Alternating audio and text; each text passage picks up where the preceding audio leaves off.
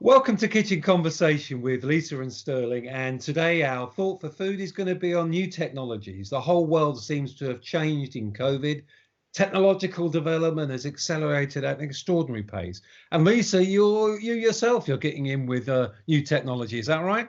Yeah, I've got a new member of my household, and he's called Kevin, and he is a robotic vacuum cleaner, which is terribly exciting because the whole idea is that he can whiz around and I can order him to do different rooms, and he'll just basically then scuttle back to his little docking station, empty the Hoover bag into a little safe place in there, and I only have to empty that every month or so.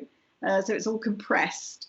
And I'm really excited that this might take all the sort of boringness out of the vacuuming. I mean, I'm sure I'll still need to dust on top of the skirting boards and everything, but the idea of somebody else or something else going around cleaning up on a daily basis, and I've got a black cat and so quite hairy, that means I can do other things like talk to you.